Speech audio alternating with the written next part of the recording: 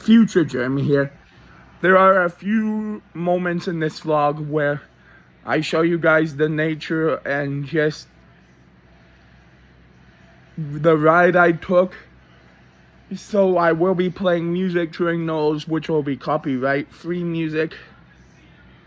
But I hope you guys do enjoy the vlog. Let's get into it. Hey, let's go!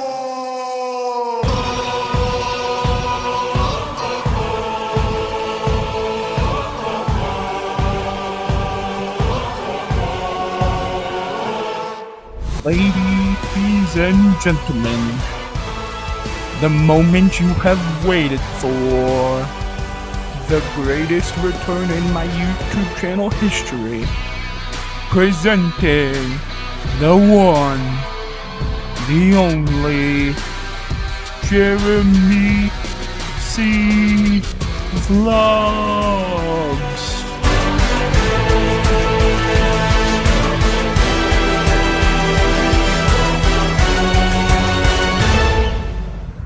Ladies and gentlemen, today is the day you guys have waited for.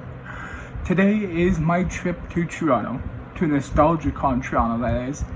And let's just say right now it is 4:20 in the morning. I'm gonna take about the next half an hour to 40 minutes to make sure everything is charged, make sure I have everything I need to go today. So I will see you guys in 1 sec. Literally, for you guys it will be 1 second, but for me it will be about 40 minutes. It is now 20 to 6.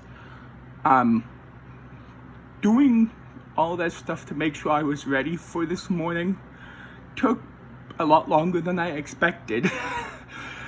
But it is now time for me to go take a shower and get dressed, so I will see you guys in literally 1 second. It is now currently 5 after 6. My ride should be here about 20 after 6. Then I'm gonna head to McDonald's to pick up breakfast. And then I will be heading to go pick up my sister and then to go to the new subway center to hop the bus to head to Toronto.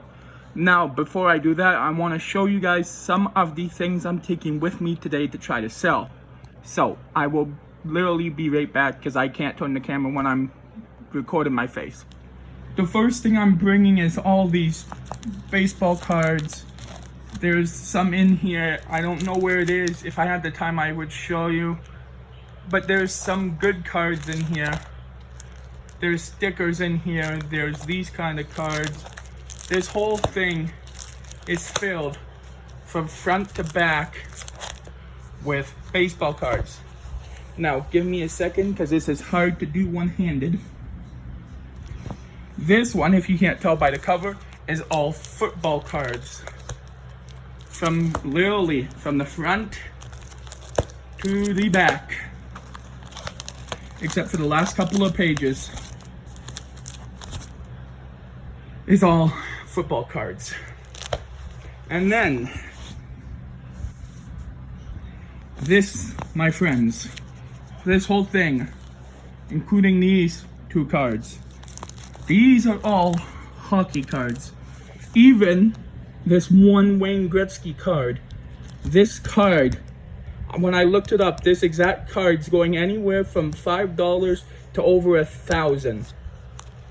But this whole thing, it's not just old cards either. There's new cards in here too, but it's mostly old cards. Like, for example, an old Doug Moans card, an old Gary Meehan card.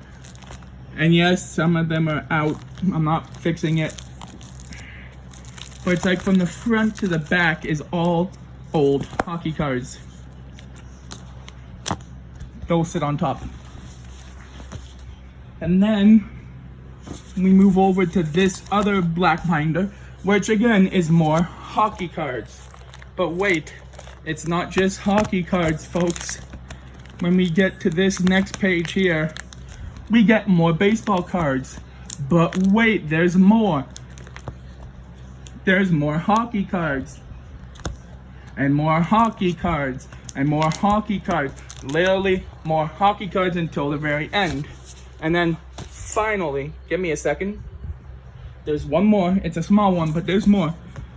All my Pokemon card. For example, these two up here. I probably won't get much for these, but from the very front all the way to almost the back page is Pokemon cards. And then when we get to the last few pages,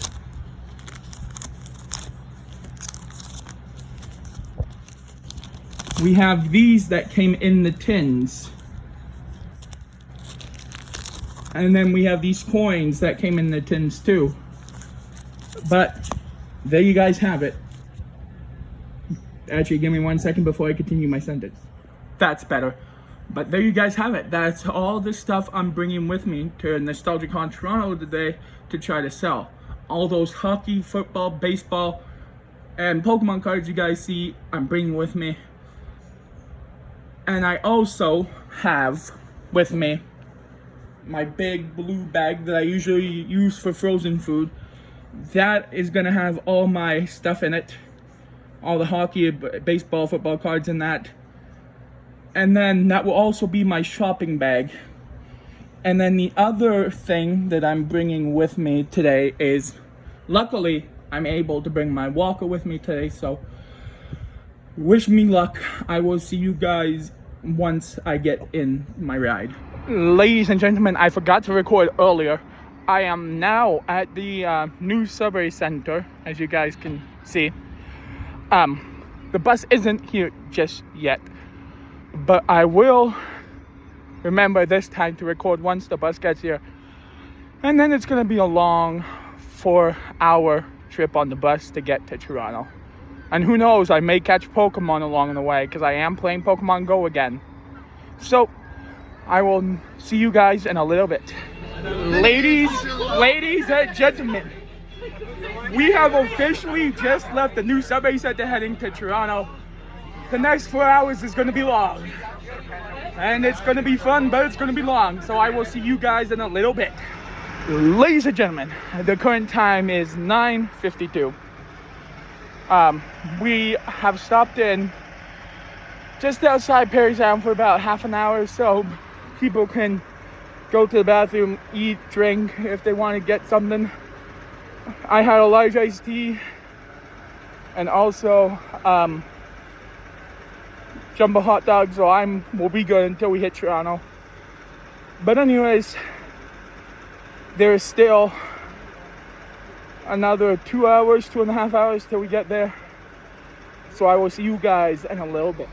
Thought I'd quickly show you guys my view. I still haven't left where I was the clip before this, but just thought I'd show you guys the nice, beautiful view I have right now. This is the life, man, I tell ya. Ladies and gentlemen, we are officially a little over half an hour before we get there. I had myself about a half an hour nap. So I will see you guys in a minute once we get there, and I will tell you guys the plan for the day. Throw away the city lights, throw away the cars. Give me a clear night underneath all the stars. I don't want no concrete jungles, no suburbia. I just want somewhere that the blue skies are. So come with me to a place afar, where the palm trees dance and sway. So run with me. If we leave right now, we might make it in time. The sunset is fading, but the light's not gone. The ocean waves have just begun. The water is calling, the night is young. So if I lay down, will you come? So if I lay down, will you come? So if I lay down, will you come? I don't wanna leave this place, I don't wanna go. For some reason I felt like that I've always known. This is where we're meant to stay, where we should be. This place is where the sun shines forever free. The sunset is fading, but the light's not gone. The ocean waves have just begun. The water is calling, the night is young. So if I lay down, will you come? Follow, so follow. So if I lay down, will you come? Follow, so follow. So if I lay down, will you come? So if I lay down, will you come? So if I lay down, will you come? The sunset is fading, but the light's not gone. The ocean waves have just begun. The water is calling, the night is young. So if I lay down, will you come?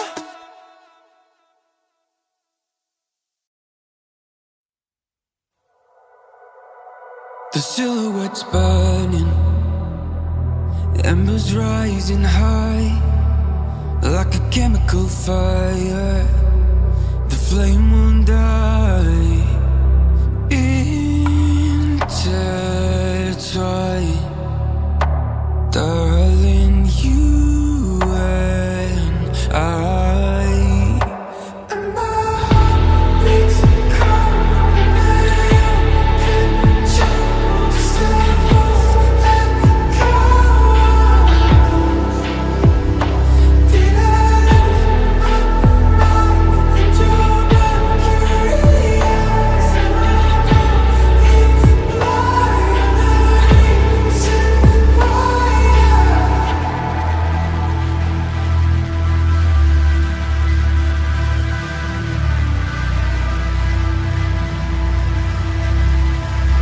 barely scratching the surface. This obsession of mine is fueling the furnace. I'm up all night and we're intertwined. Darling, you and my heart beats cold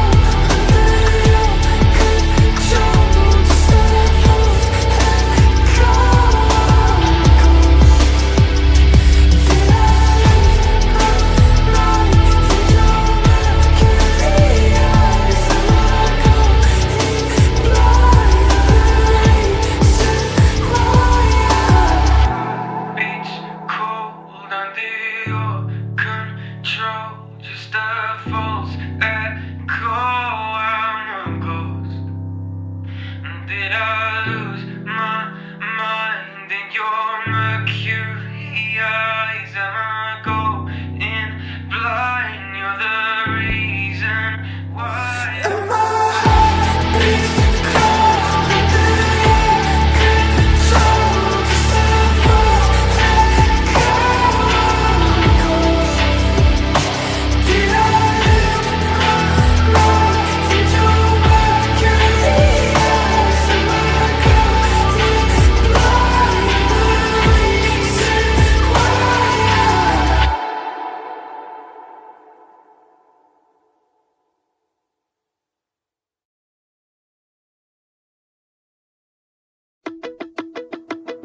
Throw away the city lights, throw away the cars. Give me a clear night underneath all the stars. I don't want no concrete jungles, no suburbia. I just want somewhere that the blue skies are. So come with me to a place afar, where the palm trees dance and sway. So run with me. If we leave right now, we might make it in time. The sunset is fading, but the light's not gone. The ocean waves have just begun. The water is calling, the night is So if I lay down, will you come? So if I lay down, will you come? So if I lay down, will you come?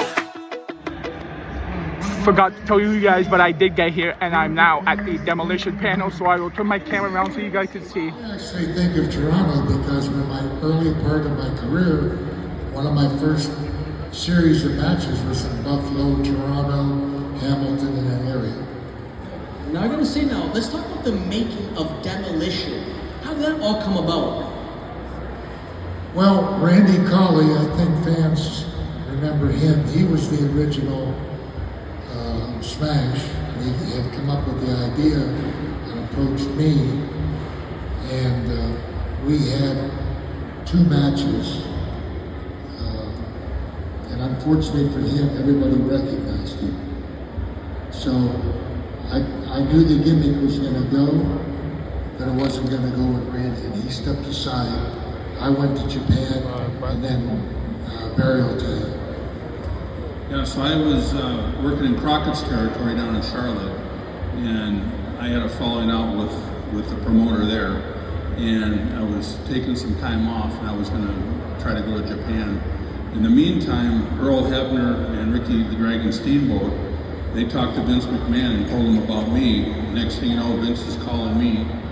I made a trip up to Connecticut, met with Vince, and then that's how I became Smash.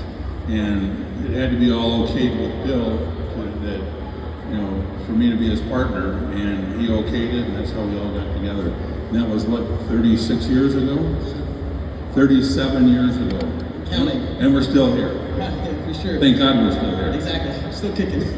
I gotta say now, when you guys debuted with Mr. Fuji, because you guys obviously started off like Demolition, but everybody thought of you guys more like as a obviously heel, but people loved you. You guys were a face. But when he joined you guys went to like straight heel.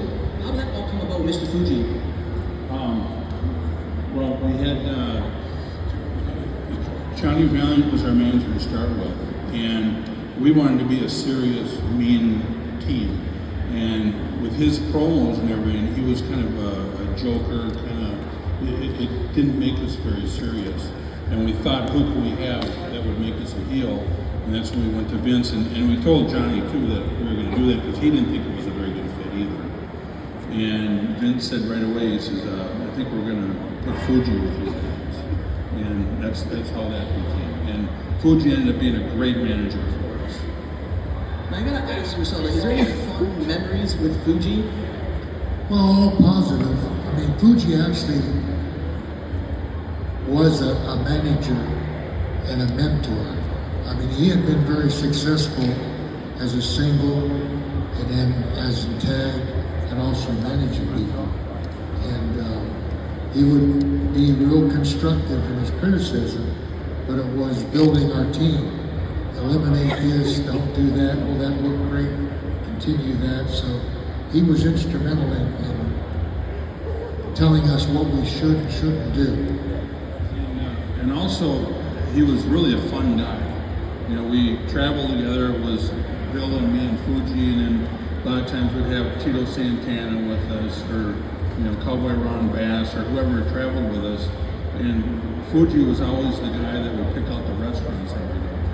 So we were at every Chinese restaurant all over the world.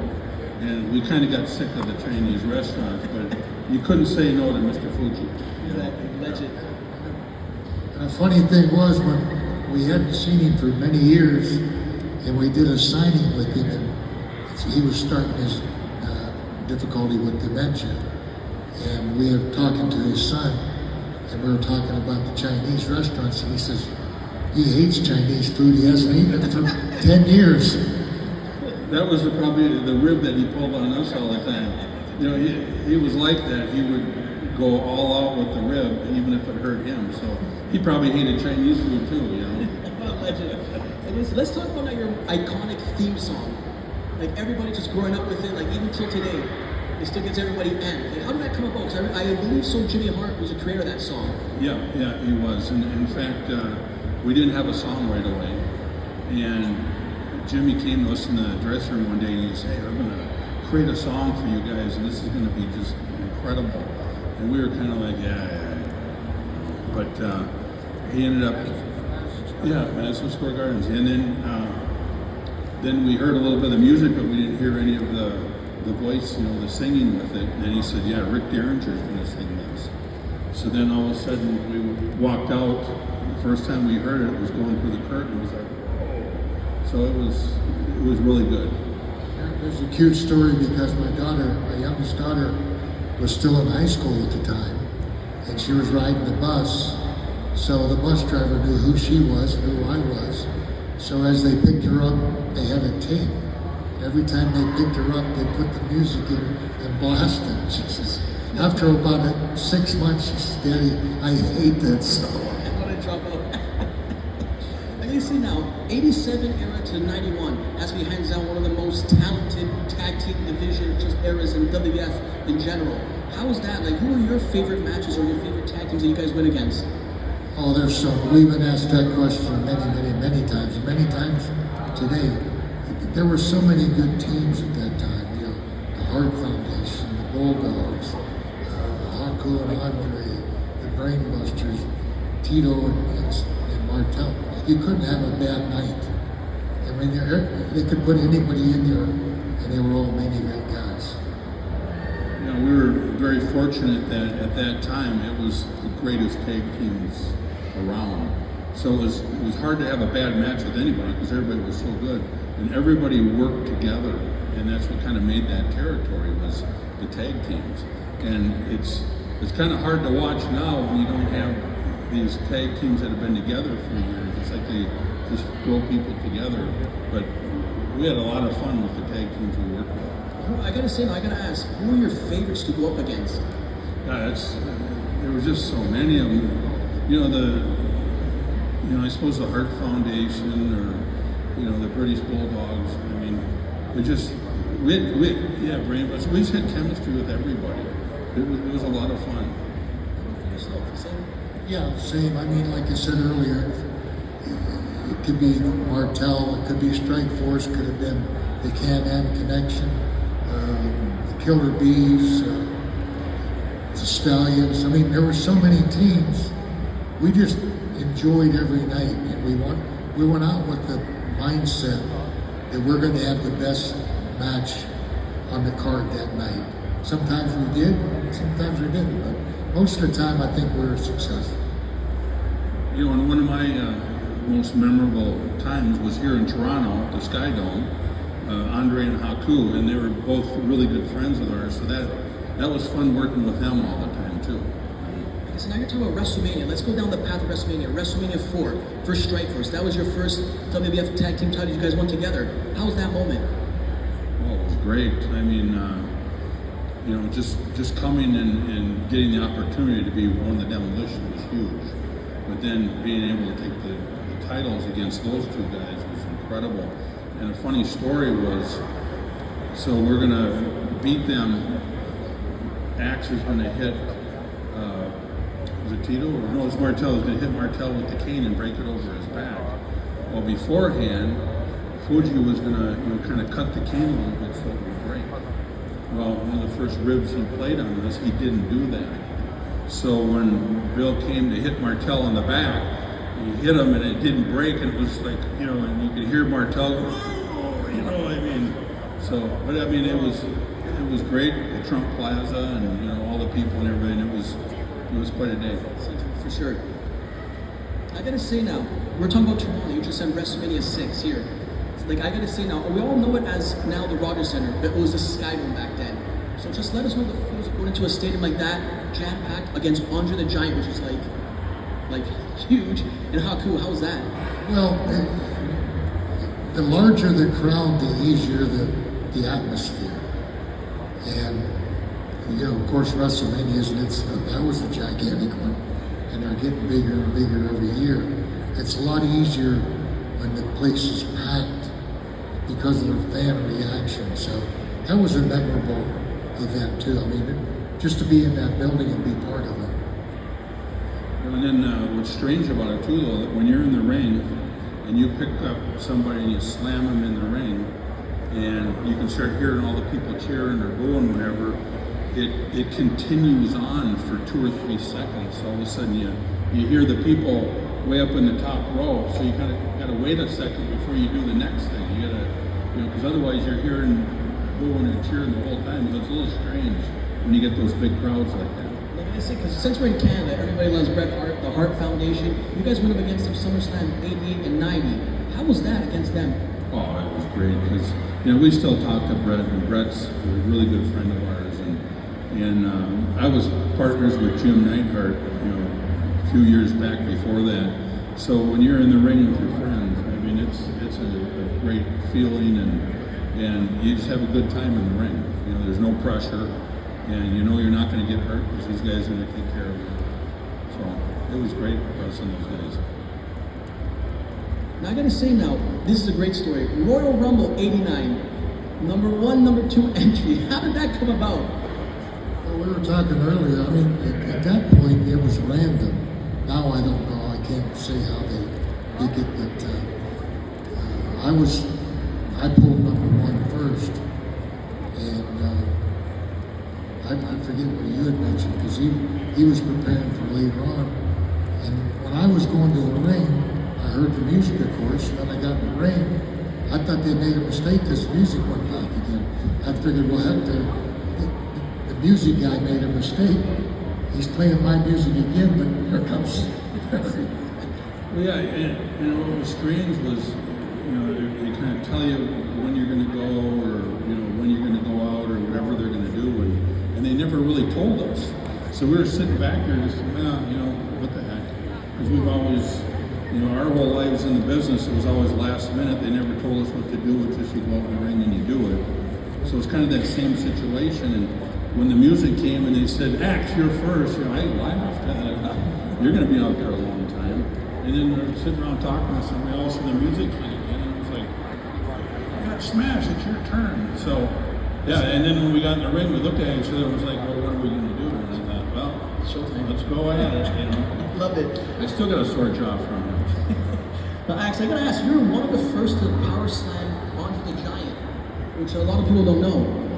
Yeah, I don't know if I was the first one. I think a fellow Canadian, Jonathan, was the first. And then I think Mulligan.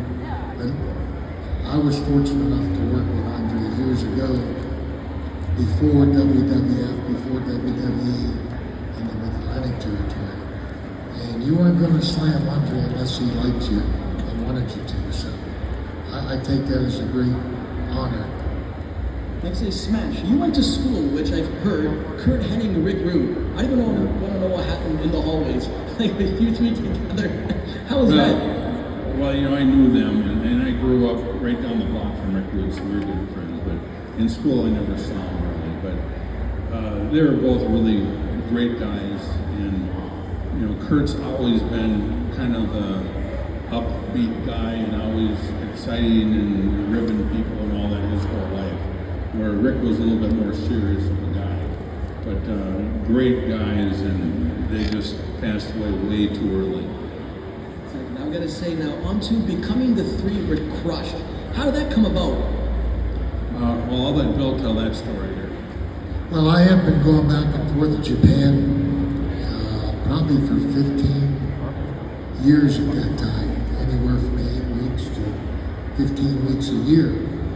And the way the doctor explained it to me, I had consumed shrimp and shellfish, which has iodine, and it stays in your body. So I had developed a toxic level of iodine, and then I had a dinner just before WrestleMania where we had shrimp and lobster, and just that one extra piece threw me over a toxic level, and I had an anaphylactic reaction. And of course they panicked, and they bring Crush in as a replacement. Instead of giving me 4 weeks or 5 weeks off and Barry 4 or 5, no, they gotta change it, do this and that. So they bring Crush in, thrust him in there, and not against Crush, but I think most of the people it wasn't the same team. So it wasn't anything negative about him. But when you think of originals, no matter what it is, the original automobile or team or whatever, if it's not the same, they can pick it apart. And Crush was just a great guy. So he was a fun third member, and we had a great time with him. And once again, passed away way too early. I'm gonna ask you now as well. You went up against him as a repo man at Wembley. How was that? That was exciting. It was, like I was saying earlier, when you're wrestling your friends like that, it's a pretty neat deal. And Wembley Stadium was just a huge building, and it was a little strange going against your partner like that too. And he was a different character, and I was a different character, but it was a lot of fun. I'm gonna ask now, the elimination tag match at Survivor Series, when you were teamed up with just like, was it Hogan, I believe? Jake the Snake? It was at Survivor Series? Yeah, that was one. Yeah, that was in Chicago. Yeah. How was that teaming up with icons like that? Oh, it was great. And they're two good guys. We still see them on the road a lot. And in fact, we were with Jake just a couple of weeks ago. But a funny story about that: we were in the dressing room, and Jake had a snake that was probably, it was longer than what this ring was, and it had a head on it about this big. And so Hulk came in and he says, "Hey guys, let's go check out the snake," because we were going to carry it out there, all four of us. And we got into the shower where the snake was, and the snake came up and was like this and had a head on it and was ready to fight. And Jake got a hold of him, and we all got the snake, and it was just kind of throwing us around. And right away, we were there, no way we're bringing this to the ring, because if it got out there and got loose, you couldn't control it. Yeah, exactly. So then they had a backup snake that was about half that size, and that was almost as bad. But I don't think they even threw it out on the map. And then you get to thinking later on, the Bulldogs were in that town, so they probably were in there kicking and were doing something. Teasing it to get a little riled. But it was great time. The snake got loose and went up into the rafters, and they didn't find it. The maintenance guy found it 3 or 4 weeks after that. Yeah. I love it. I gotta ask now, everybody just loves your style when you guys come out. Now let's talk about the masks. Are those hockey goalie masks? Like, tell us the story. They are. Okay, let us know about the mask, the story behind the mask. Well, when we started the gimmick, that's what they made. They wanted us to take that off, and then you could see the painted face and the tongues. They patterned it after the Mad Max movie. Some of the things that, like the straps and things like that. So, and it added to the gimmick. It added to the image. So we were very happy with the way it turned out. I'm gonna ask now, the new generation of wrestling. Well, New Day 2015-16 broke your all-time record for, I believe it was 483 days as tag champions. Now, who are your favorite current tag teams right now? Well, to be honest with you, I don't really follow it.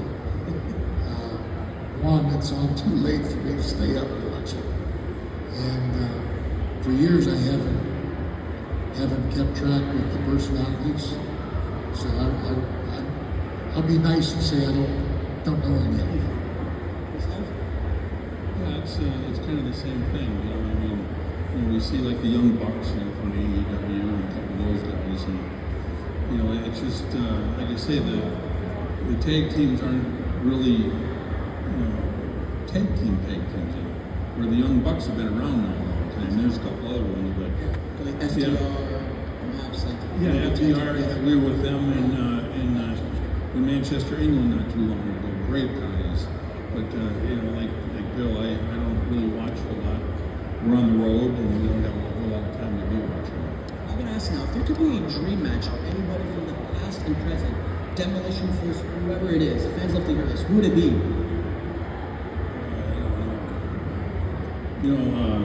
The Rock and Steve Austin would be a good one.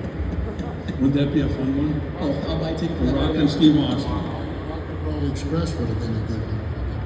That's for sure. And I gotta ask, everybody's been wondering, why have you guys been inducted into Hall of Fame? It's just a non-stop. I'm sure you guys heard this 20 times. I'm sure guys give it up. They should be in the Hall of Fame, hands down. Right there.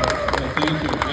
Yeah, and I don't know, how they figure out who goes in the Hall of Fame or what, but last year at WrestleMania, they invited us to WrestleMania and the Hall of Fame, and to sit out and to watch it, and we were doing signings in Philadelphia, and another guy brought us in and paid to bring us in, so we didn't think it was very fair for us to go there when he brought us in, and I wish they could have let us know, way before that, but they didn't.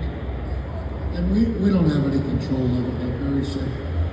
We don't know the parameters, we don't know the qualifications. We just know that it's nice when fans mention that we should be in it, so that's sort of our Hall of Fame. We got all Canadians behind you, that's for sure. I gotta say now, last question before we go to Q&A with the fans. When it's all said and done, what do you want the fans to remember Demolition as?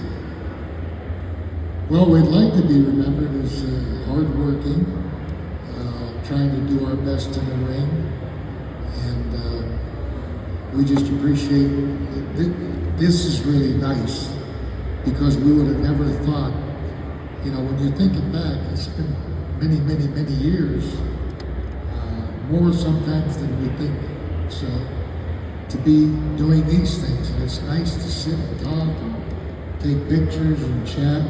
We had some nice fans come up and show us pictures years ago, and to make us realize that we made an imprint on their life. And it's very humbling, and we just really appreciate them following us and giving us support. And yourself as well? Whatever you think. Exactly what he said. You just hope that the fans just look at you and say, these guys were hard working in the ring, and they had great matches, and after the whole business, hopefully they think that we're pretty good guys, because I think we are. And we're so grateful for the fans, because when we were heels, they hated us, and when we were baby faces, they loved us, and it's a great feeling when you walk out and the fans appreciate what you've done in your life. Exactly. So thank you, fans. Give it up for them guys right here. All right, guys, now I'm going to pass the mic around. Does anybody like to ask and smash your question?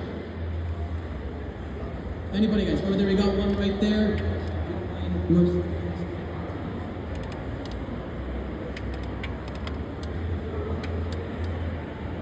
Yes, I have a quick question. During your prime, were you surprised that you never had a feud or a legendary series of matches with the Legion of Doom? Well, we had some scheduled with the Legion of Doom. Unfortunately, it was cut short. It was rushed too quickly, and we had conversations with them. They agreed the same thing. Yeah, we look forward to that. I think they would have done very well. I was very disappointed in the whole start, the way that happened. When they came in, they didn't know what to do with them. They just said, hey, let's put them together with the Demolition, it'll be great. Well, if they would have brought them in and had a little thought process on, what kept us apart and worked an angle or something to make it, I think it would have been a much bigger match, and it would have been a lot more fun. And they were great guys to work with. I broke into business with them, so we were all friends, and Bill's known them forever. But it could have been a lot better than it was. All right, guys, we've got a question right there.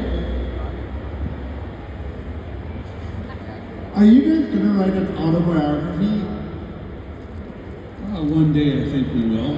It'll be kind of a fun deal, but it's hard for Bill and I to get together all the time to do something like that, unless we started doing it here at the table or something, in between autographs, It's funny you ask, because we've both been asked that a number of times, and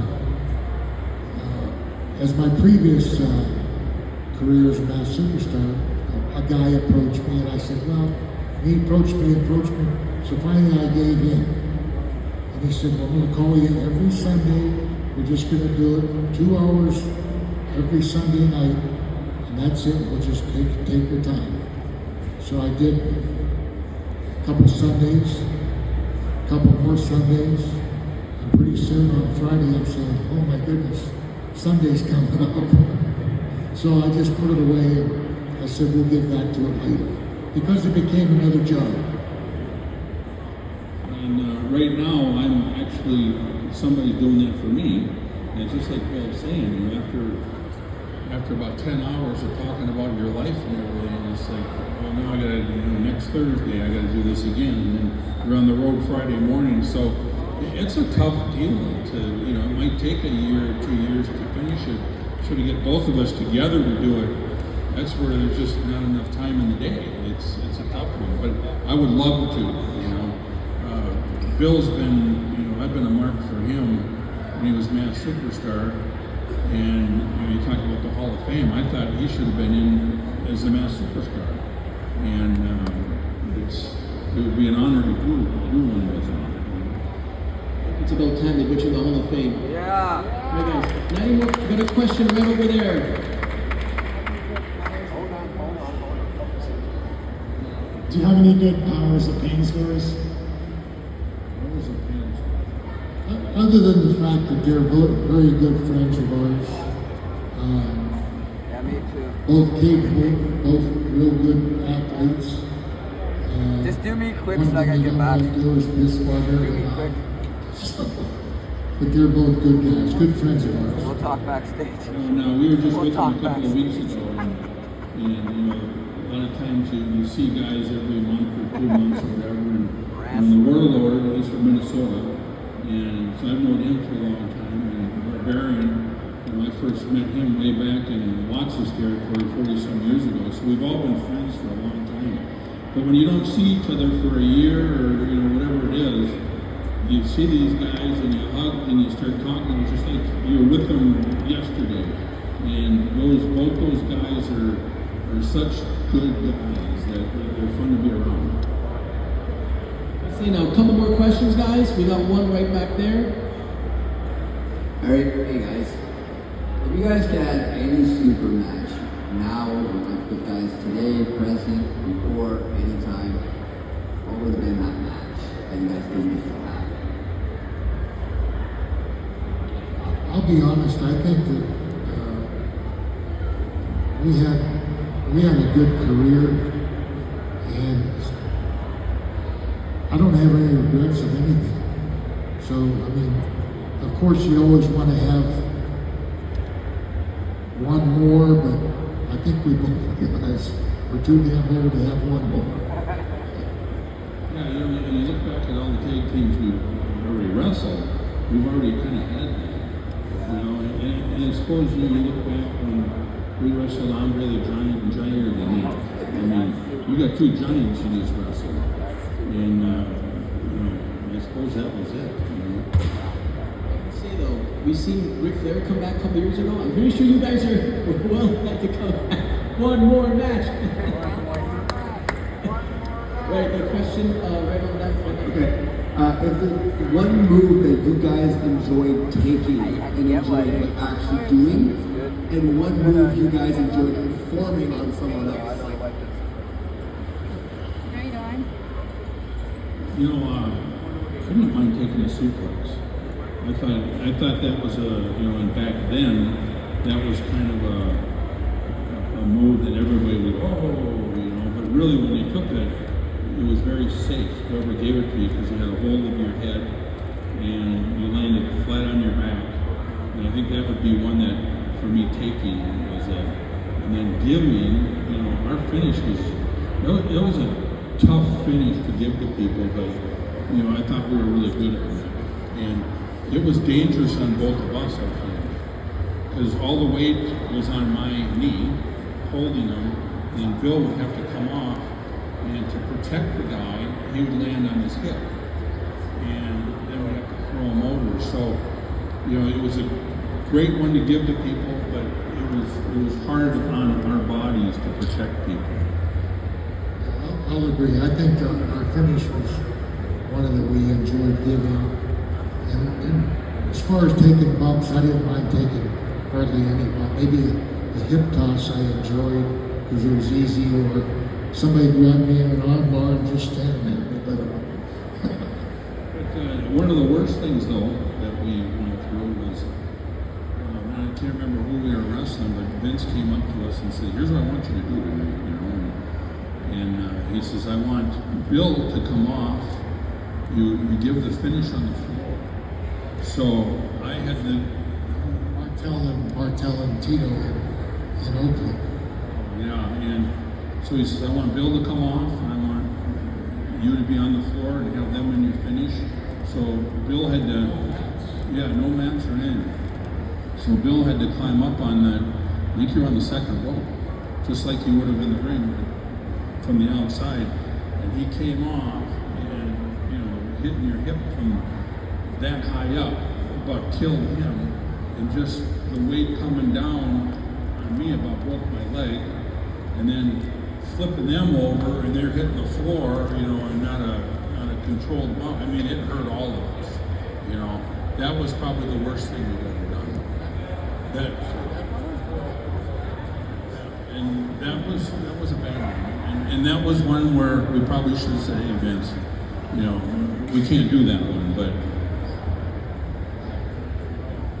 A couple more questions there, and then right there. Right?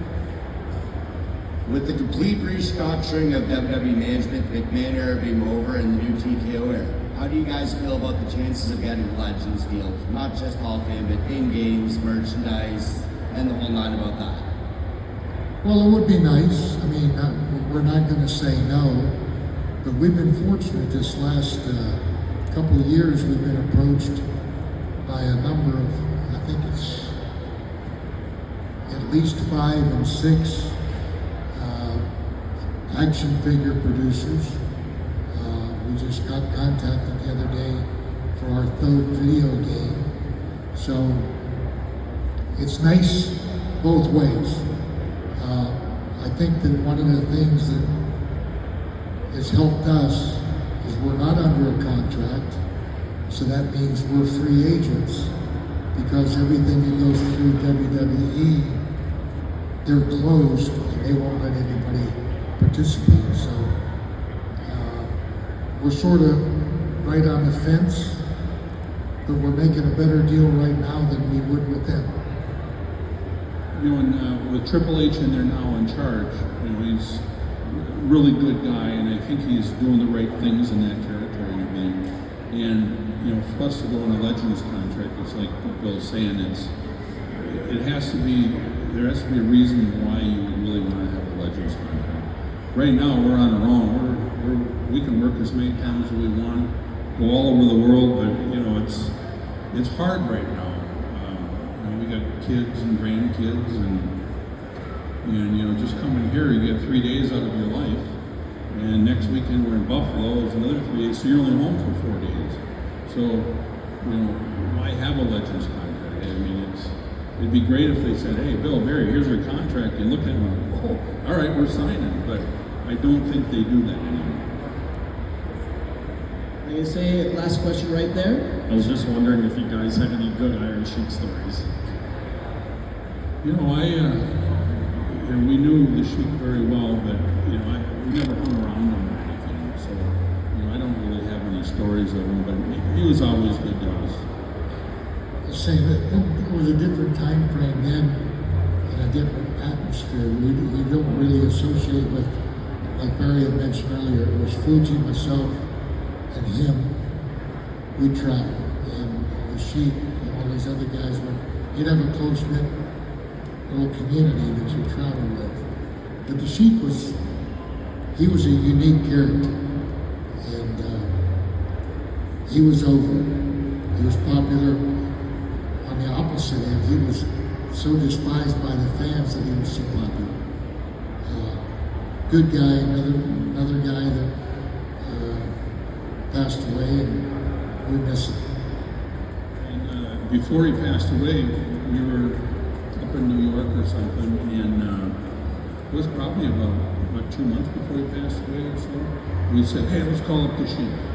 So we called him up at home, and he couldn't really walk anymore and couldn't be on the road, but just us saying, "Sheiky baby, how you doing," and all that. I think he probably had tears in his eyes, because just to hear from the guys. He couldn't be on the road anymore, but it was like he was with us in the back of the car, you know, and I think, you know, that was good. That was good. Guys, I gotta say it's an honor. Absolute legends. Guys, give it up for the legendary Acid Smash Demolition! Can you air out this place a little? It's starting to smell like old feta in here. Ugh. Yeah, so the 5 drinks is 10, and then the 4 bottles is 15. Whoa, that's an Ugg mug. Ladies and gentlemen, I know it has been a while. I think it's been 2 hours at this point since I recorded last video for my vlog. It has been a hectic day so far. And now it's time to show you guys the haul I got today. I won't be able to show you all of it, but I should be able to show you most of it. So let me turn the camera around. The first thing that's part of my haul are these 4 boxes here. Or I should say these 4 boxes here. These 2 are my sisters. These have drinks and snack. 2 of the boxes have Prime in them. The other 2 have snacks in them. Now, the next thing I got as part of my haul, 2 things of Pokemon cards. Yes, 2 things of Pokemon cards. And the next thing, the last thing I could show you guys that is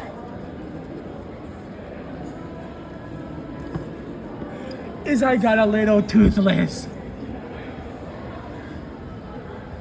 Look how cute he is.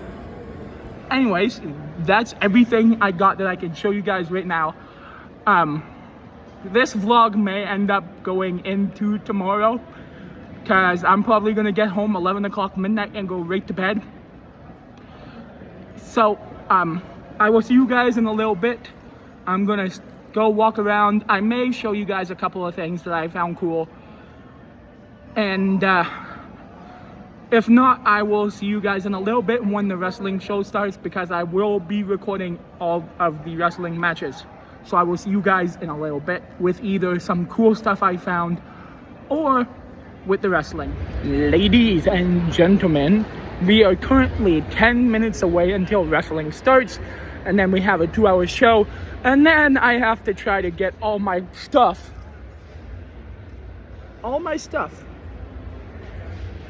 onto the bus, and then the bus leaves here at 7 p.m.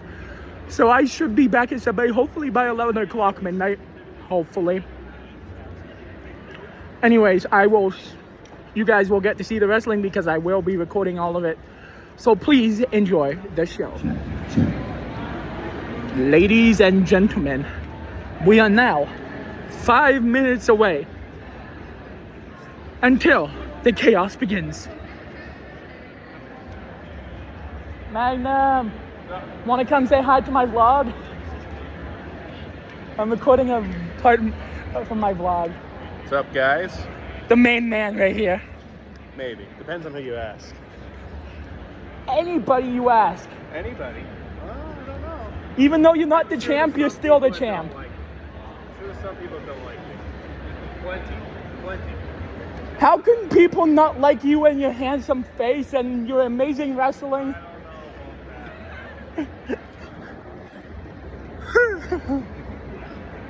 Anyways, that was Magnum McLaren, the main guy. So I will see you guys in about 5 minutes when wrestling starts.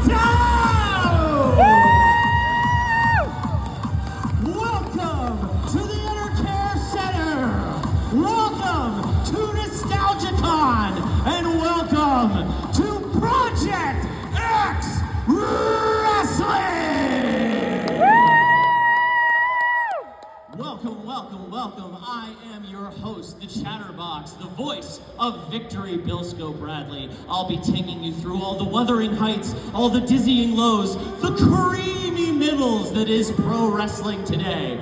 All of our best superstars are happy to give you a great show, and we wanted to let you know today, we have changed our rope color to pink in order to symbolize the fight against breast cancer during October's Breast Cancer Awareness Month.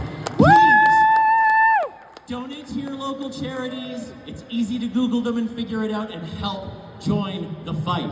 We also want to send out a very quick shout out because we have a birthday today. Happy 6th birthday to a very special young fan, Jonathan Knappman. Happy birthday from Project X Wrestling to you and your family. All right, NostagliaCon, are you ready for some wrestling? Oh, I think we can do better than that. We got a whole locker room back there of some of the best wrestlers in the independent scene in Ontario today. Are you ready for some wrestling? Our first match is a #1 tag team contenders match.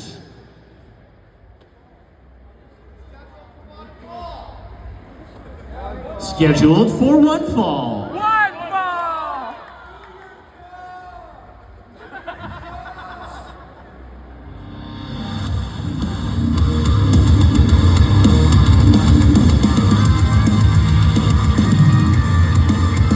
Introducing first, coming to the ring from Hamilton, Ontario, the team of Mike Forte and Tyler Arrow,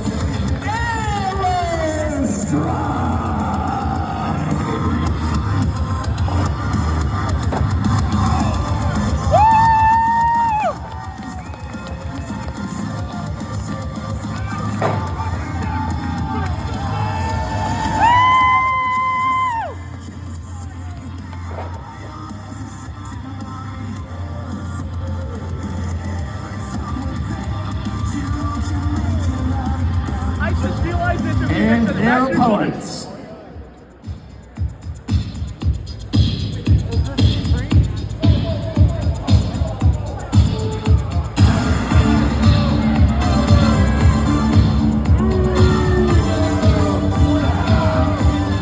Who's this Ladies and jackass? gentlemen, my name is Downtown Derek Young, and I'm the founder and CEO of Top Talent Organization. You know, wrestling fans here in Toronto, they've been suffering since 1967. They don't need to hear your voice, Mr. Ring Announcer, and suffer anymore. So allow me to give my team the proper introduction that they deserve.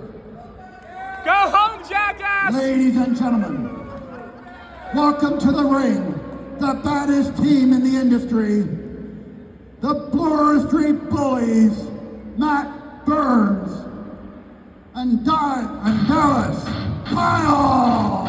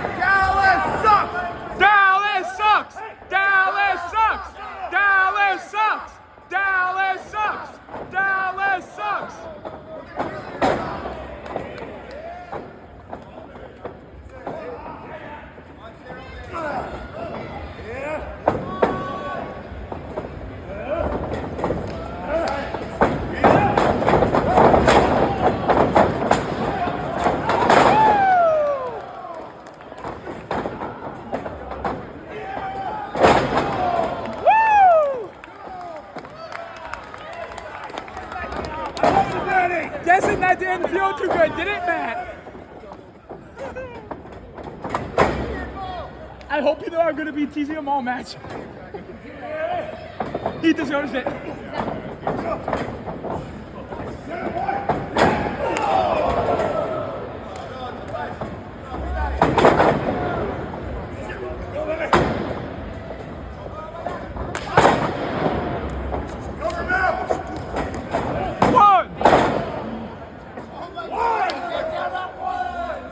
It's like everybody knew that was gonna happen.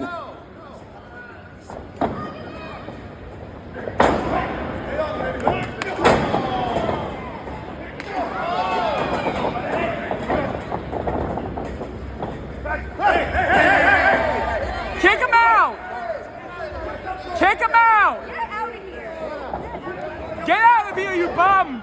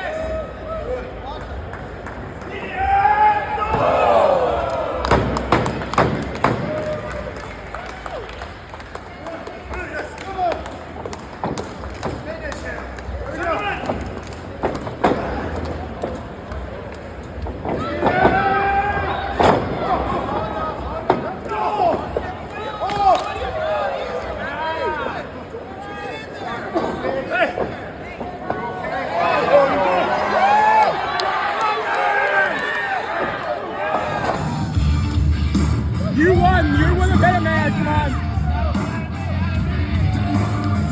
Aw, I was hoping you would shake my hand. I was hoping you'd go for a handshake. I was shooting you from their fingers to him again.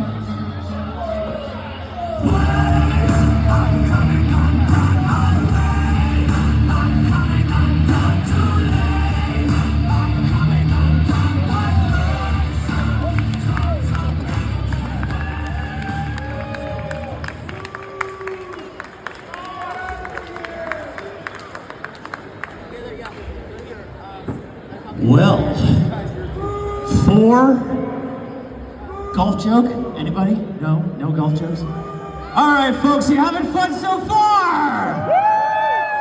All right, our next match is scheduled for one fall. One fall!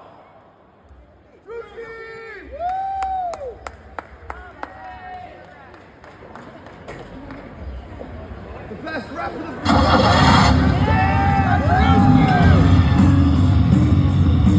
Introducing first, coming to the ring from TNA Wrestling by the way of Romulus, Michigan, accompanied to the ring by his security warden Slade. Allow me to reintroduce myself. My name is John Capillary, EP, aka Alpha Bravo. Your name's Jackass! And I realize I am in the great Toronto, Ontario, Canada. Thank you for having me. Nobody wants you! Go home, Jackass! No, I'm from Detroit. And I know there's such things as French Canadians, and I don't really speak French, but I've done my best. I've taken French classes just so I can speak to you people in your native tongue. So please bear with me as I try to speak French Canadian to some French Canadians. Give me a minute. Oink, oink, oink, oink. Oink, oink, oink, oink. Oink, oink, oink, oink. Oink, oink, oink, oink. Translation, you people are pigs. And I can't wait to leave Toronto, Canada. Thank you, thank you. Boom! And his opponent, Magnum! coming to the ring. He don't miss.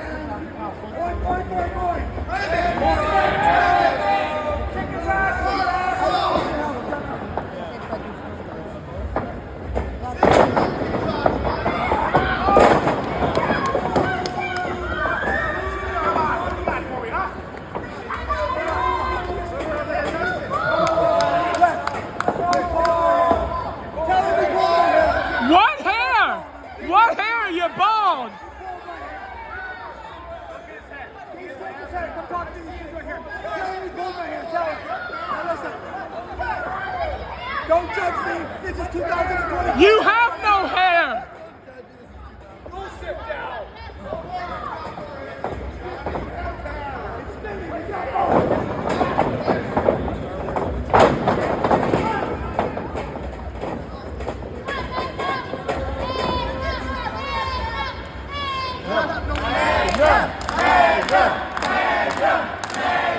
Magnum, Magnum, Magnum.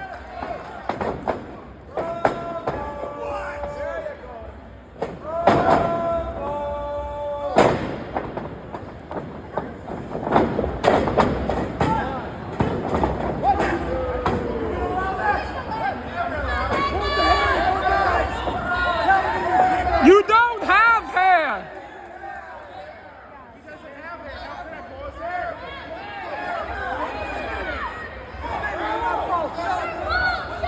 Is he stupid or what? Yes. Stupid! Stupid, stupid, stupid, stupid, stupid, stupid.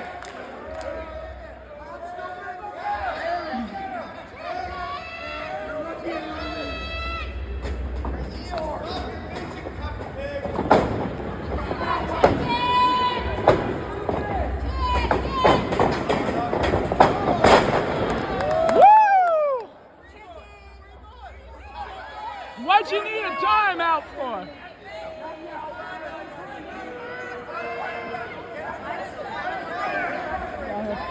You see DC now, you watching? I have never been so disrespected in my life. I swear to God, if you Toronto pigs do not shut up, I will officially leave and go back to Detroit. Johnny Jackass! Boo! Johnny Jackass!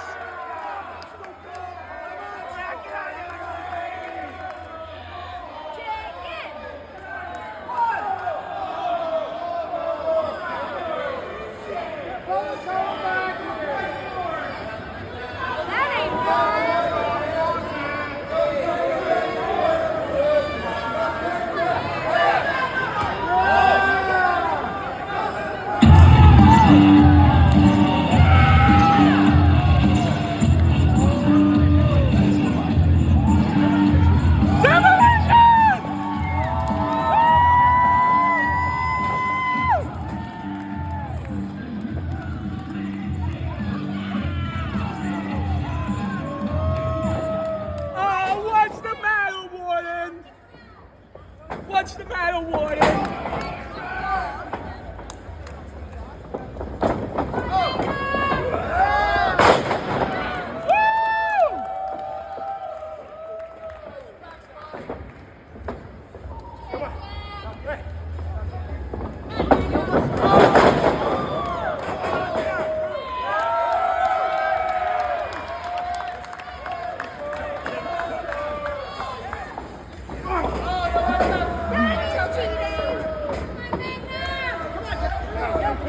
Please tell me Demolition gets in the ring and hits their finishing move on him.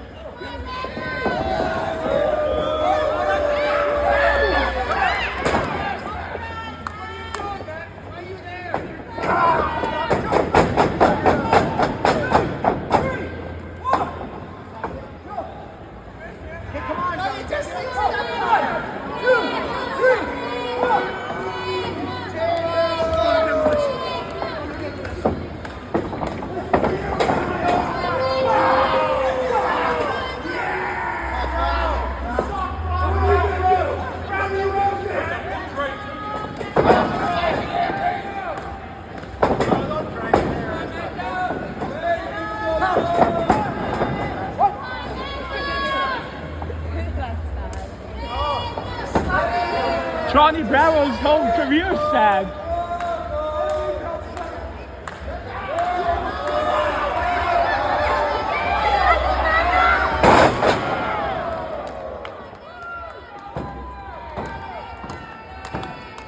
Magnum! Magnum! Magnum! Magnum! Magnum! Magnum!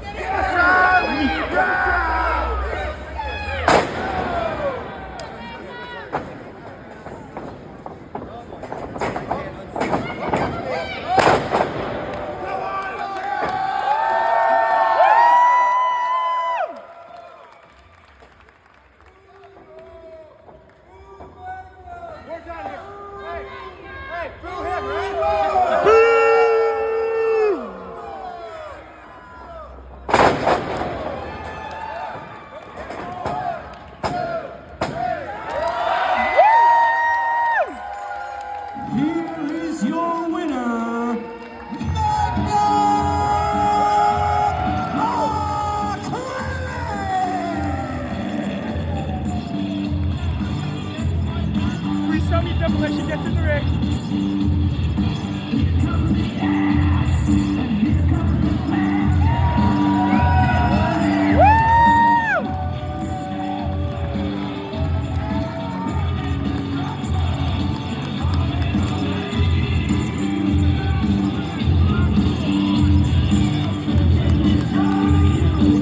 And ladies and gentlemen, a round of applause for the greatest tag team of all time, Axe and Smash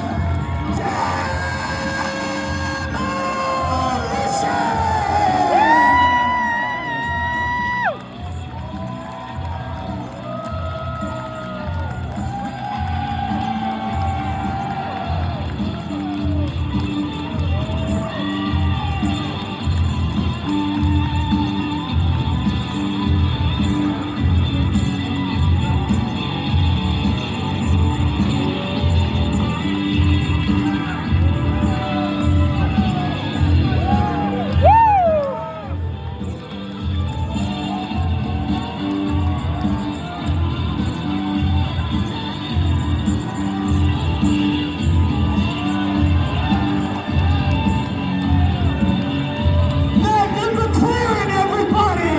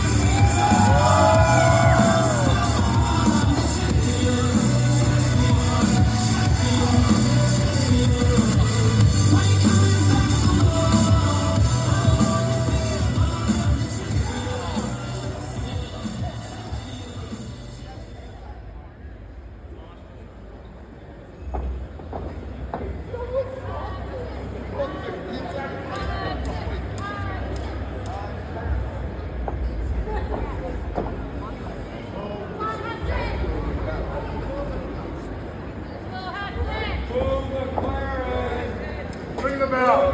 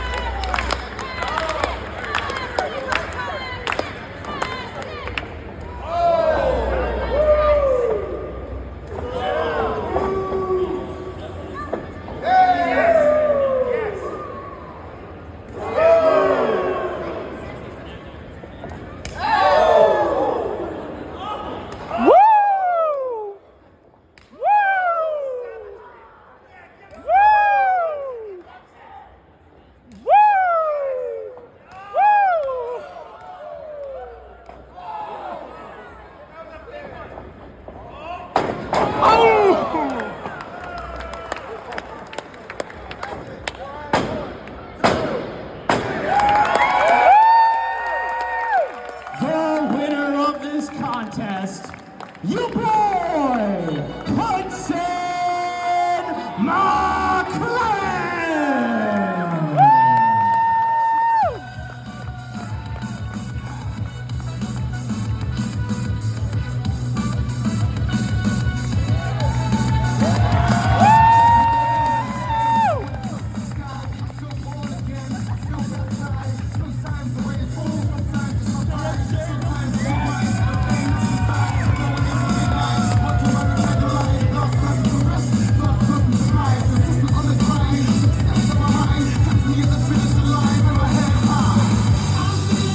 Give it up for this young superstar, Hudson McLaren, everybody!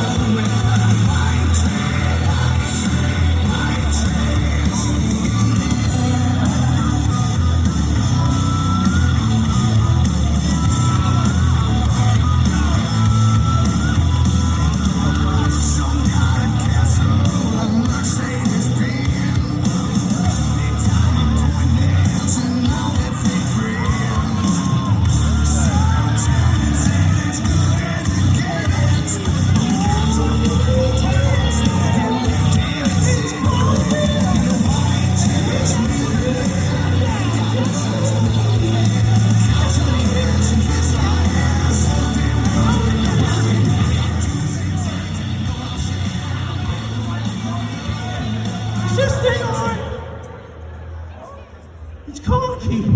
I came from the swamp and Bubbles. I gotta say you're looking pretty good. Are you ready to go, lad? Oh, I've been trimming up. I can't wait to hammer people. That's what we like. That's what we like. And the square-headed, crazy caveman from the trailer park, boys. What do you have to say for yourself, Sam? You look disgusting. I wanted a piece of Spenny since I first fucking met him. Oh, excuse me. This is a PG show. So any of the kids that heard that, I apologize, but let's try and keep it a little clean. All right, let's get this party started. Can you smell what Conky is cooking? Let's go. Hey, Spenny, you're going down. Roll around just like all you are. You show me the respect I deserve. It's called the shower, caveman. Try it. He smells like a dead moose.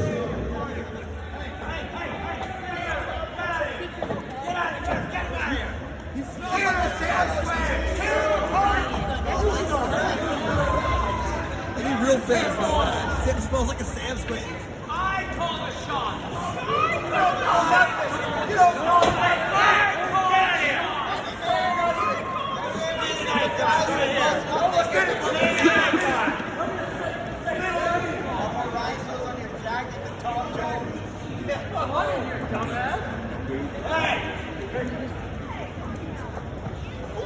You take a look at what fitness is all about, but none of you pigs would know.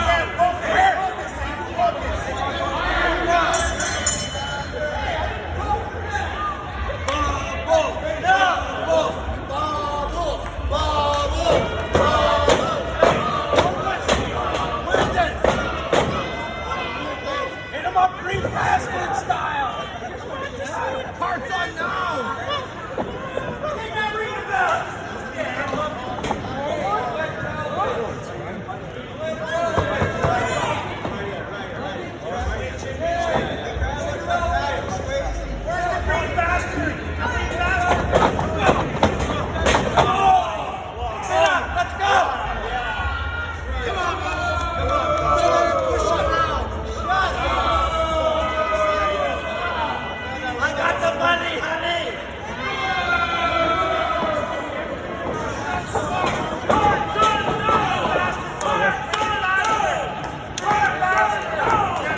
Jonny says you're loud in recording.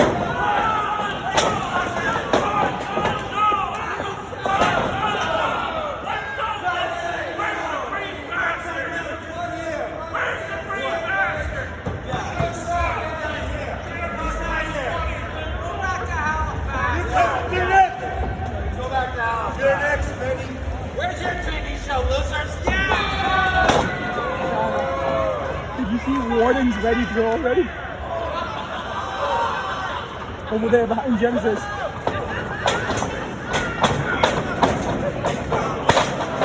Once we're done here, we'll have to have it outside.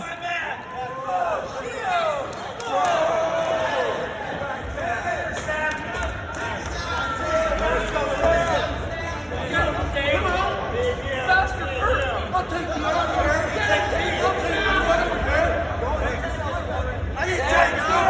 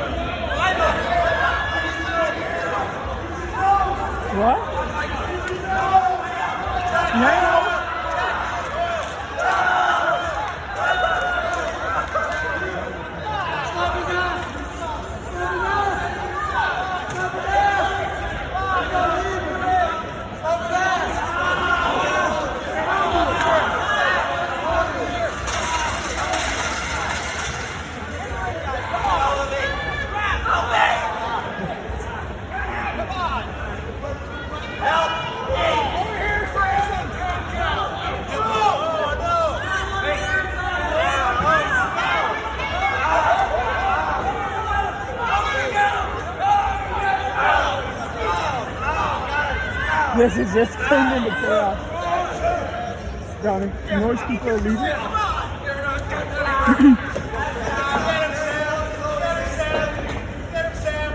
Check his oil.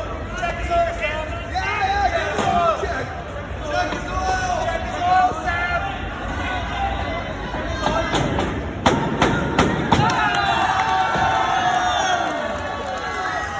The winners of this match, Sam the Caveman and Phil Donovan! Woo!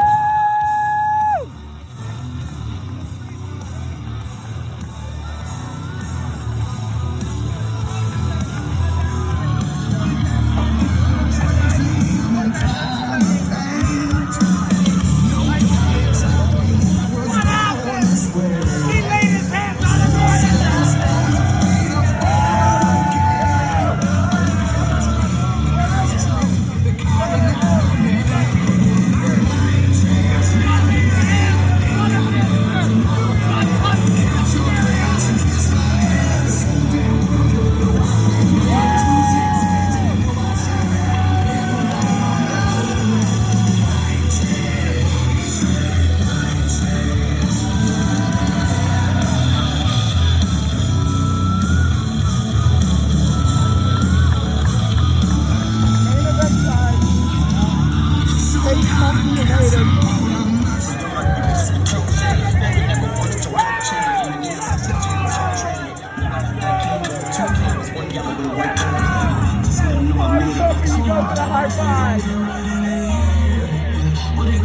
was now I kept on in the air.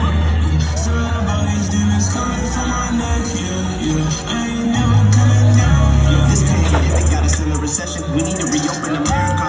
Black people dying, equal rights. White people wanna get haircuts. Some people protest, some people riot. But we ain't never escaping this virus. So the cops that are racially biased, we no longer enable these lines. You get them on tape, they stick to a story like Spider-Man pumped on the side of a wall.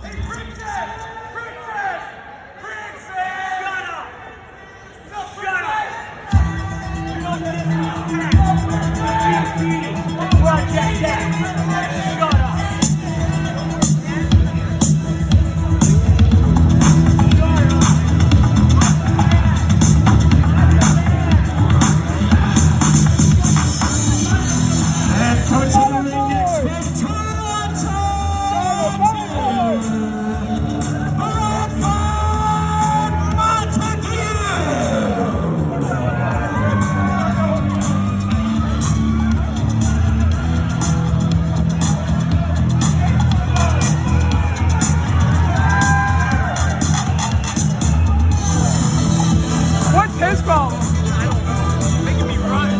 You want to say hi to my vlog, by the way? What's going on, vlog? This going on the YouTube, social medias, Instagrams, Twitters. You know what we call him around here? Huh? You know what we call him around here? Him? No, him. Mullet boy. Mullet boy, yeah, that's good, man. I would agree with that.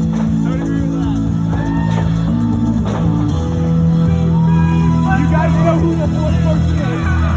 Genesis. I would cut him off immediately. Reversal couldn't make it. I would cut him off. So, Genesis is next. Oh, heck yeah. Here he comes. You might want to run. You might want to run. Genesis is coming. I don't know who that is. I don't know why I should care. I don't know. You want to know why you should care? Why? Watch how tall he is. Okay. Watch how big he is. I'm going to know how big he is by the way he looks, or? And the final contest. Did I tell you?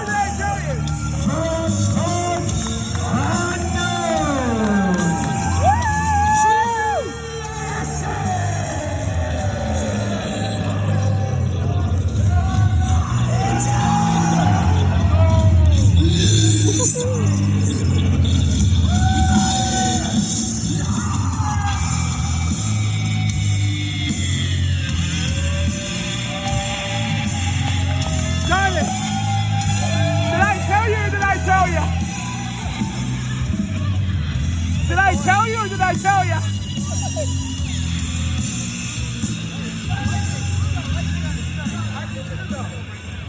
Hey, it's Mullet Boy! Hey, I am a mullet man! Mullet Boy! Mullet Boy! Mullet Boy! Mullet Boy! Mullet man! Boy!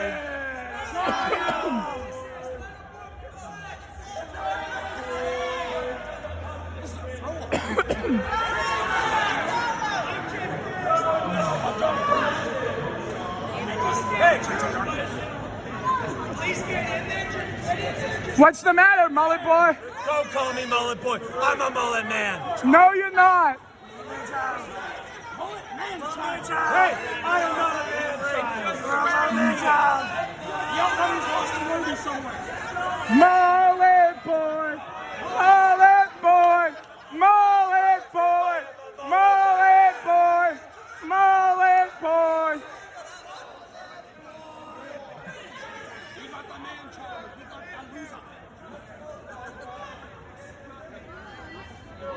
I am a good guy, alright? I am a good guy. Run, Jonny!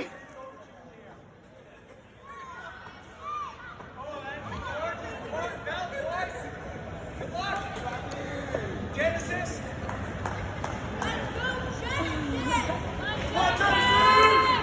Nothing good comes from Hamilton.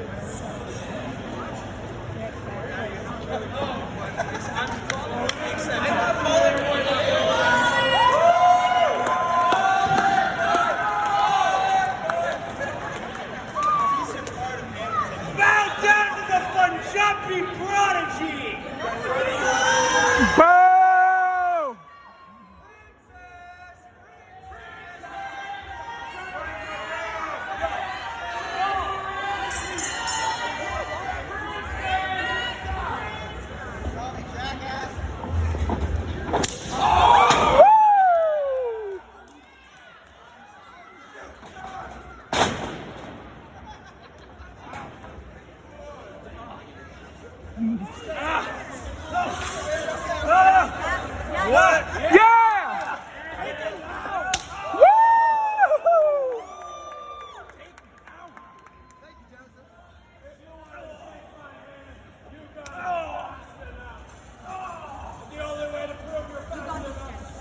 Come on, Genesis! Woo!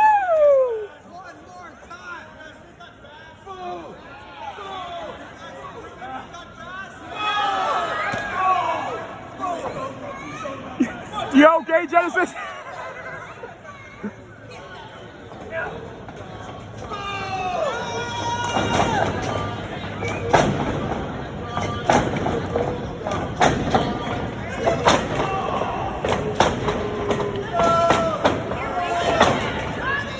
Not like that, kid.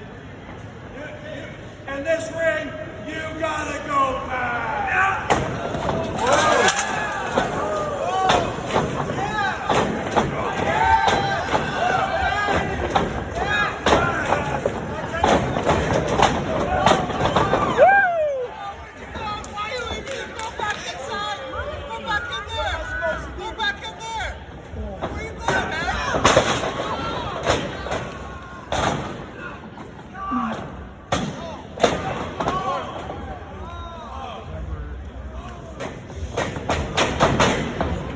What's the matter, mullet boy?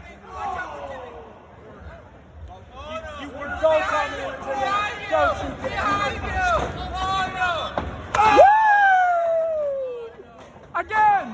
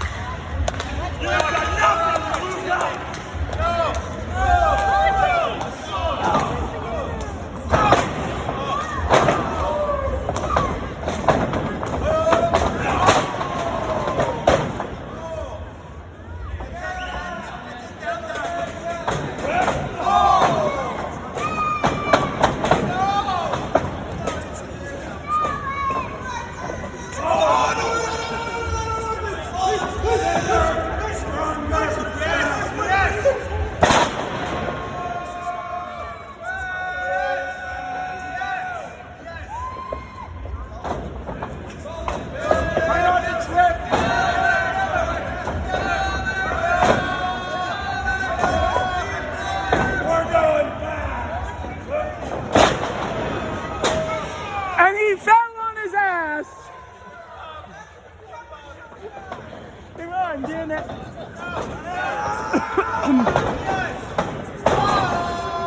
Let's get it! Let's get it!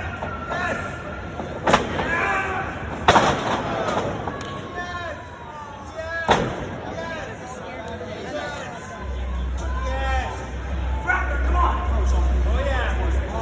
You want to do something?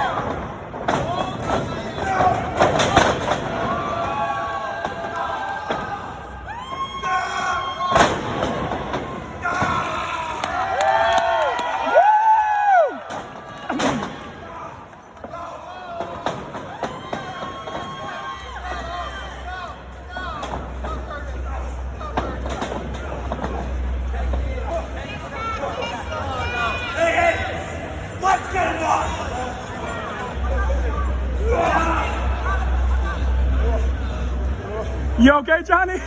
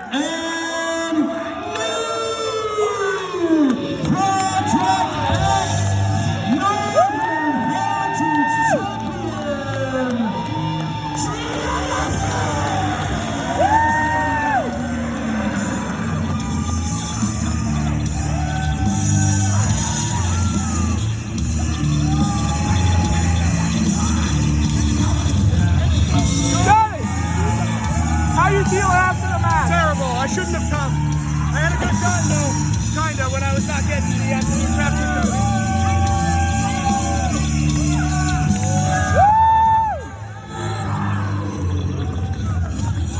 Johnny, maybe next time.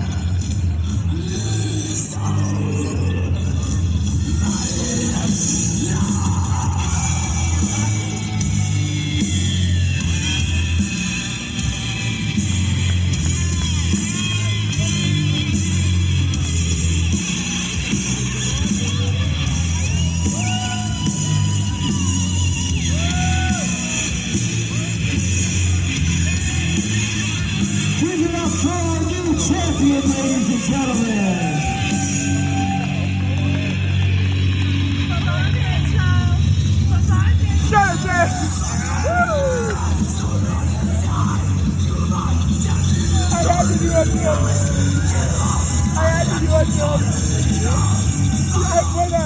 When Brad first launched everything by, I went to give him a high five. It looked like he was going to do it, and I went like that. He's like, Ladies and gentlemen, it's currently 7 o'clock. Just waiting for the bus to come and pick us up. Hopefully, I should be home soon. Ladies and gentlemen, it is currently 25 after 7. The bus still isn't here. Will we ever get home? Find out next time on Dragon Ball Z. Well guys, it is now 9 o'clock. We are about 36 minutes away from Barrie. And so hopefully I will be able to sleep when I get home, because it has been a wild day. So if I don't record any more clips for the vlog tonight, please forgive me, because it has been a long day. Anyways, I will see you guys when I see you. Current time, 10:45 p.m. I know you guys can't see me. It's dark on the bus. Well, now you can see me a little bit, but not much. 10:45 p.m. We are still, according to my map, we are still 2.5 hours away from Sudbury. Now, this is going to be a long ride back. I cannot fall asleep on the bus, because if I do, nobody's going to be able to wake me up. So, I will either see you guys later with another update, or I will see you guys in the morning. Hey everyone, Jeremy here. You may be wondering why my phone is so close to my face. I'm trying to be quiet because some people are trying to sleep right now. The current time is 1:45, and according to my map, we are about half an hour out. So this will probably be the last time you guys hear from me on the road. The next time you guys hear from me will either be once I get to where I'm going for the night, or once I get home tomorrow morning. Either way, I will see you guys later. Good morning, guys. Current time 10:37 a.m. Finally got home at 1:30 this morning. Went someplace to stay the night. And now I'm just heading home. When I get home, I'll do some unboxing to show you guys what I got. Current time 11:40 a.m. I got home, had something to eat, and now it's time to show you guys my haul from NostagliaCon. First things first, when we first got there, we were handed our VIP bag that came with the VIP that we chose.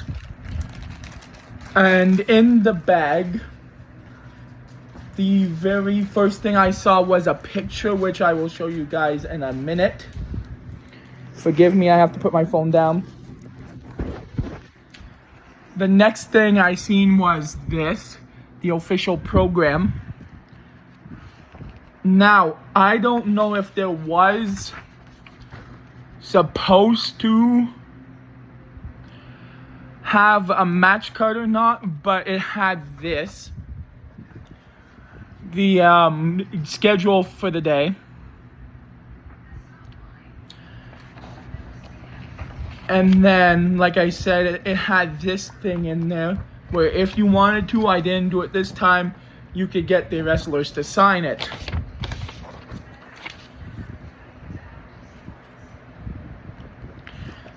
Now, there were more things in that bag, including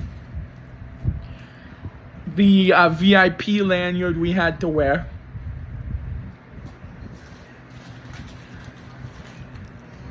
This bag that the picture that we got signed came in, which I'll show you guys in a second.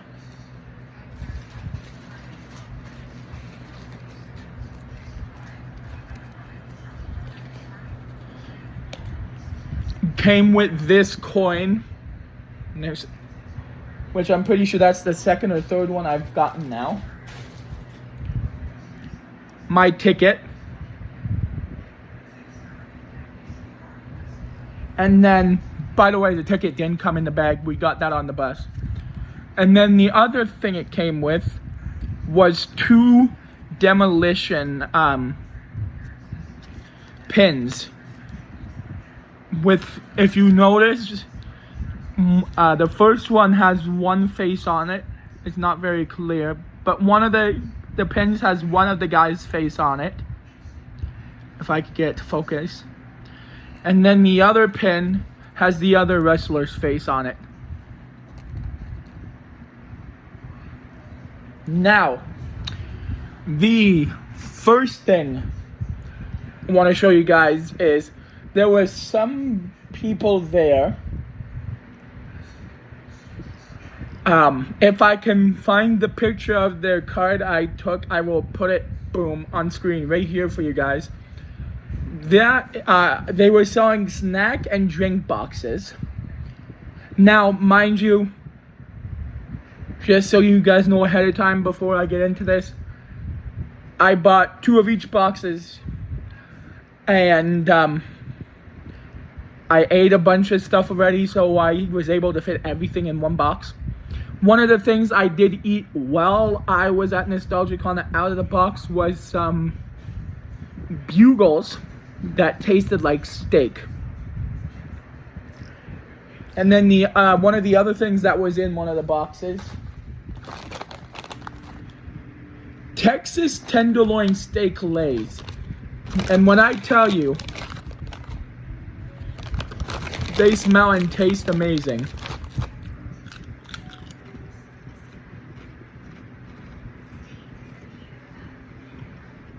Taste is just like steak.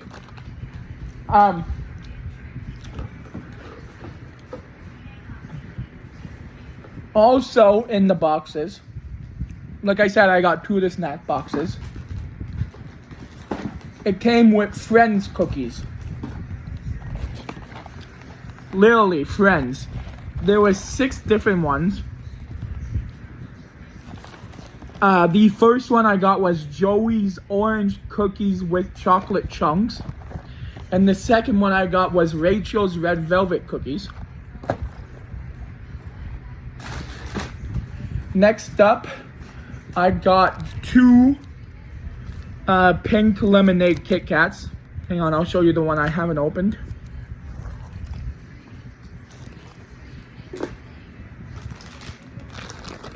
I got Trader Joe's dark chocolate covered pretzels.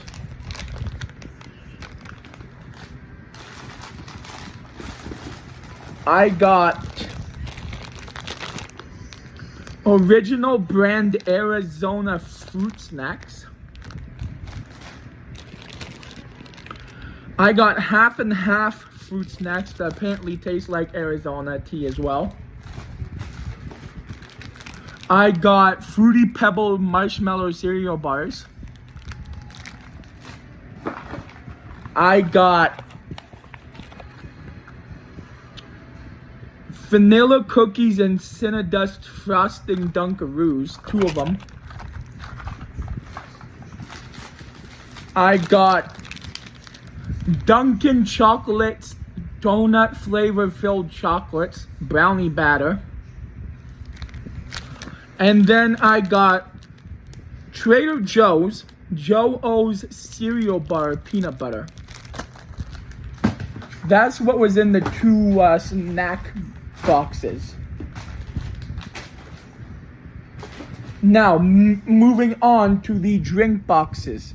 They did have 2 different kind of drink boxes. There was one that was different kind of drinks like pop, like different kind of pops like Coke or Pepsi. Some you could only get in Japan.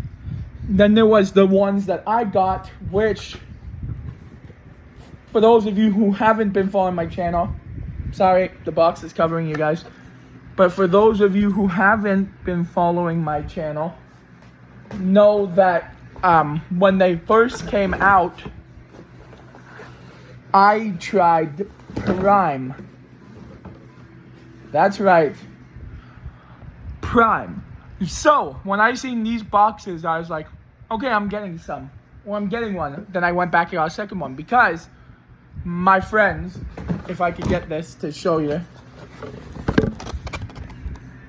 this box had 4 Prime. There's one missing out of this one because I drank it already. But this box here had an Aaron Judge one, a pink Twitter one, and yes, I call it Twitter, I'm not calling it X. A blue X one, and it also had a strawberry banana in it too, which I'm pretty sure is in my bag somewhere. And then the second one had another pink Twitter one, 2 more of the blue Prime ones, or the blue Twitter ones, and another strawberry banana one.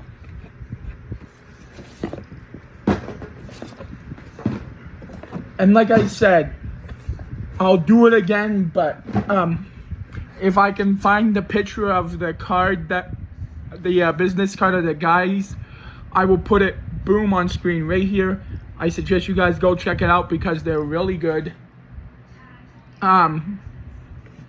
Moving on, just give me 1 second, I will be right back. Next up is some bristling stuff.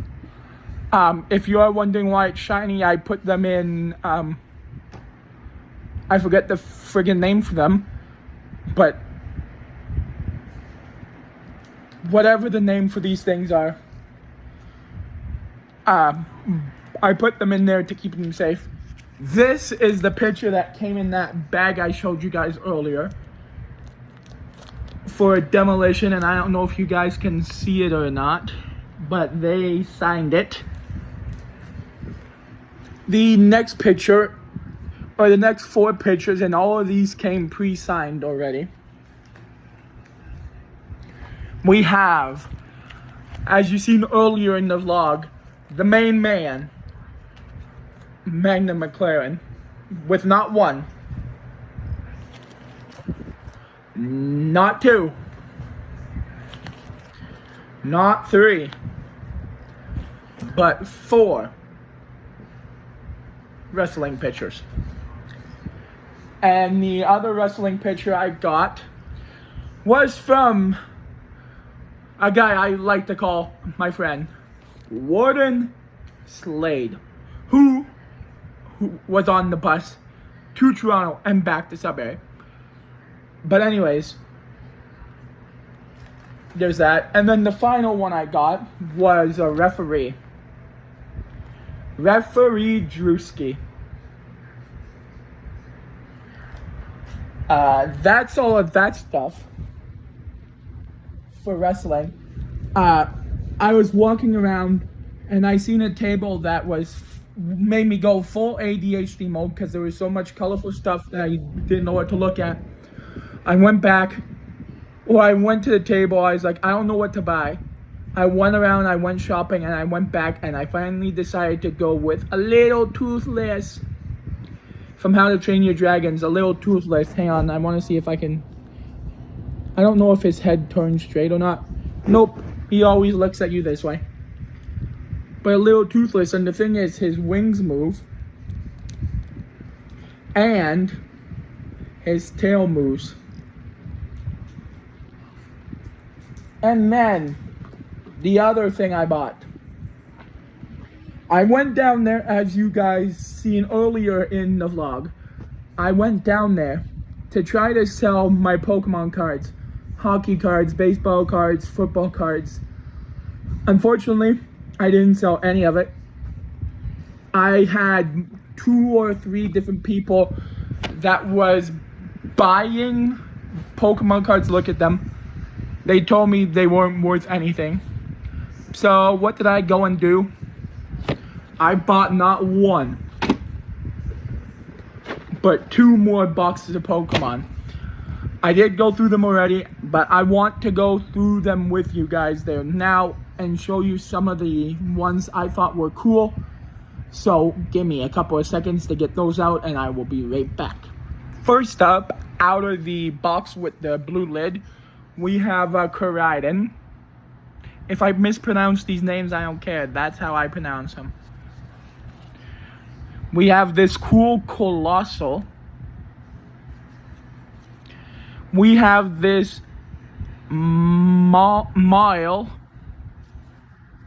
We have this beautiful Screamtail. Then we have this beautiful Fluttermane. We have not 1, but 2 Iron Valiants. We have a Roaring Moon.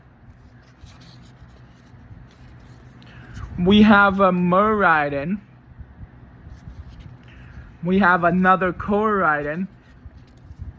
And then we have not 1, but 2 Drampas. Moving over to the box with the green lid, we have this Koraidon. And then we have not 1, not 2, not 3, but 4 of this Koraidon. We have Melmetal. We have Electriv. We have Iron Hands. We have Meditate, sorry. We have Perilous Jungle. We have Sharpedo. We have a Great Tusk. We have a Feraligatr. Iron Thorns. A Fluttermane. And then to end it all off, we have Metagross. I will be right back to say a couple of final words before I end the vlog. Please enjoy these photos before I say my final words.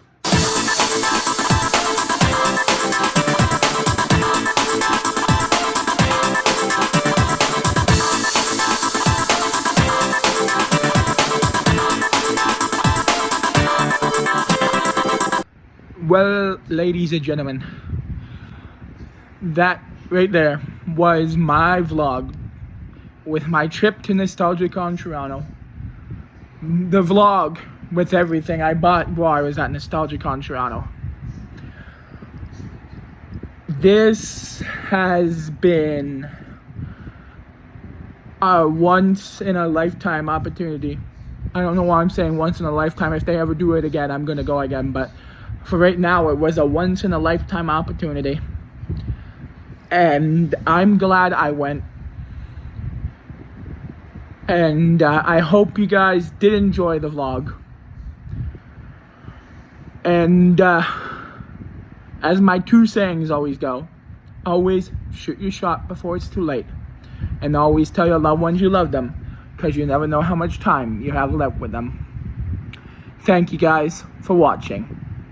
If you liked it, leave a like on the video, leave a comment, hit that subscribe button, and all I could say is, Jeremy C Vlogs is back, baby!